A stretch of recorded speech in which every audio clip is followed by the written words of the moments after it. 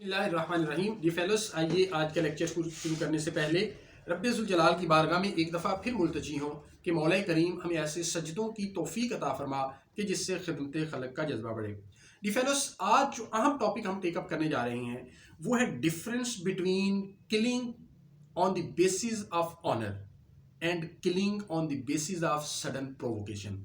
यानी honour killing और sudden provocation के अंदर डिफरेंस क्या है।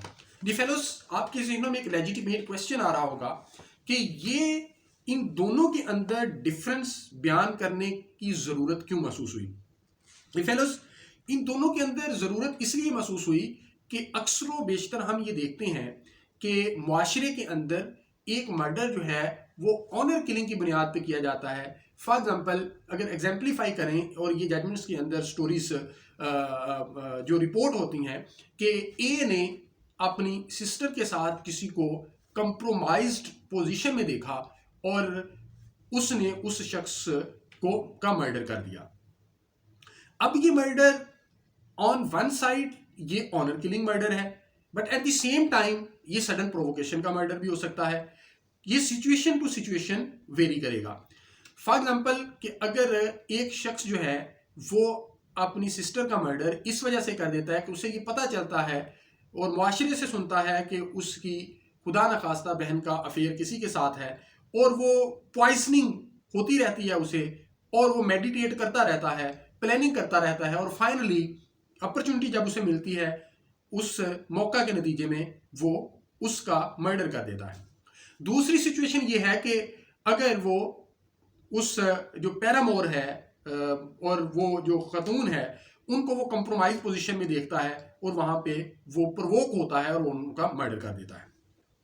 अब डियर फेलोस, जब 302 को हम पढ़ते हैं इसके प्रोवाइजो को, तो इसके अंदर ये लिखा गया कि जो ऑनर किलिंग है, और 311 को मिला के पढ़ते हैं तो ये लिखा गया कि जो ऑनर किलिंग है उसकी सजा जो है वो 302 ए में होगी या बी में होगी, 302 सी में नहीं होगी। जबकि जो जजमेंट्स ये कहती हैं कि सडन प्रोवोकेशन का जो केस है उसकी सजा जो है वो 302 सी में होगी। अब 302 बी जो है उसके अंदर जो सजा है वो डेथ भी हो सकती है और लाइफ इंप्रिजनमेंट भी हो सकती है, जबकि 302 सी के अंदर जो सजा है वो अप टू 25 ईयर, वो 25 से कम भी हो सकती है, 10 साल हो सकती है, 15 साल हो सकती है, इससे नीचे भी हो सकती है। तो अब इनके जो कि क्वांटम ऑफ पनिशमेंट में फर्क है, तो इसलिए इन दोनों के दरमियान फर्क करना जरूरी है।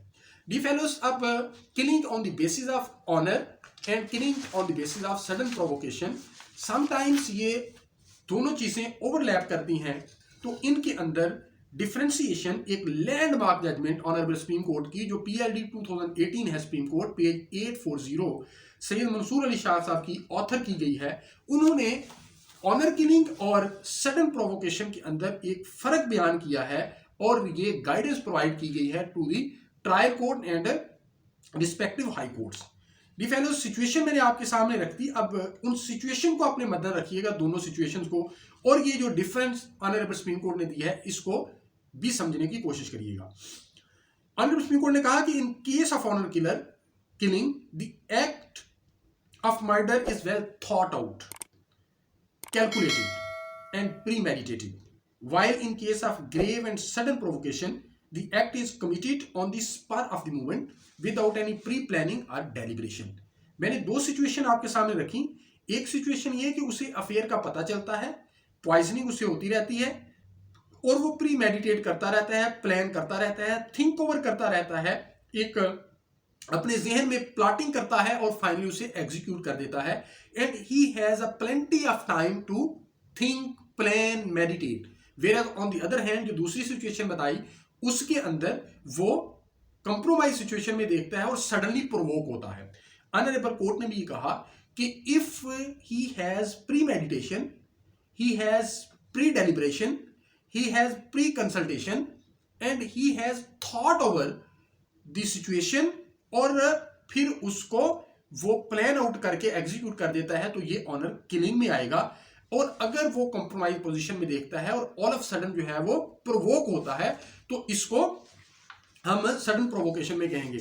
इस जजमेंट के अंदर जब एंड भी ऑनरेबल कोर्ट ने इस सिचुएशन के मतलब भी कहा कि our culture and social values reflected in the jurisprudence developed so far is that an act of illicit sex with a female family member of the offender is considered sufficient to cause provocation so grave and sudden that it would deprive the offender of the power of self control.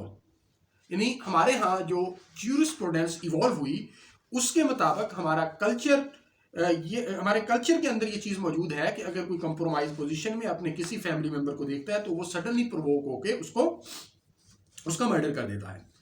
Defence आगे honourable court ने कहा family honour may be at the root of both the acts.